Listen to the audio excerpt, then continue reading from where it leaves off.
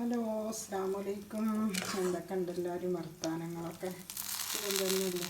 അപ്പോൾ ഇവിടെ കുഴപ്പമൊന്നുമില്ല കേട്ടോ, അങ്ങനെ പോകണം. അപ്പോൾ രാവിലെ ഇന്നലെ ലേശം ചക്ക കിട്ടിയിട്ടോ. അപ്പോൾ ഇതിൽ എവിടുന്നോ കൊടുന്നതാണ്.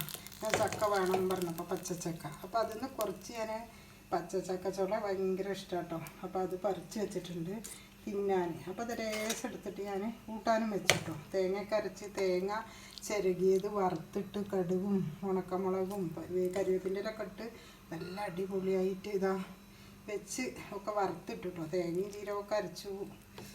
അപ്പം നിങ്ങളല്ലേ ഞാൻ എന്നും പറയുന്ന പോലെ തന്നെ ഇഷ്ടമാണെന്ന് വെച്ചാൽ ലൈക്കും സബ്സ്ക്രൈബും കമൻറ്റൊക്കെ ചെയ്യണേ. പിന്നെ അത് കരിവേപ്പിൻ്റെ ഇല, നമ്മളെ കൂട്ടാനിലിടുന്ന വേപ്പിൻ്റെ ഇല അല്ലേ, കരിവേപ്പിൻ്റെ ഇല എന്നൊക്കെ പറയും. നിങ്ങളവിടെ എന്താ പറയുക? ഞങ്ങൾ വേപ്പിൻ്റെ ഇല പറയും. പിന്നെ കൂട്ടാനിലിടുന്ന കരിവേപ്പിൻ്റെ ഇല വെള്ളത്തിലിട്ട് തിളപ്പിച്ച് കൊളസ്ട്രോളിനും പിന്നെ ഷുഗറിനും എല്ലാത്തിനും നല്ലതാണ്. അപ്പോൾ അത് കാക്കാക്ക് ഇങ്ങനെ ദിവസം തിളപ്പിക്കും കേട്ടോ, ഓരോ കൊടുക്കാം. അപ്പോൾ അത് കുടിക്കാൻ വേണ്ടിയിട്ട്, എന്നിട്ട് അതിൻ്റെ ഇതുണ്ട് ഊറ്റി കളഞ്ഞിട്ട് ആ വെള്ളം കുടിക്കാൻ. അപ്പോൾ നല്ല അടിപൊളി നമ്മളെ ചക്കക്കൂട്ടാൻ റെഡി ആയിട്ട് ഇവിടെ.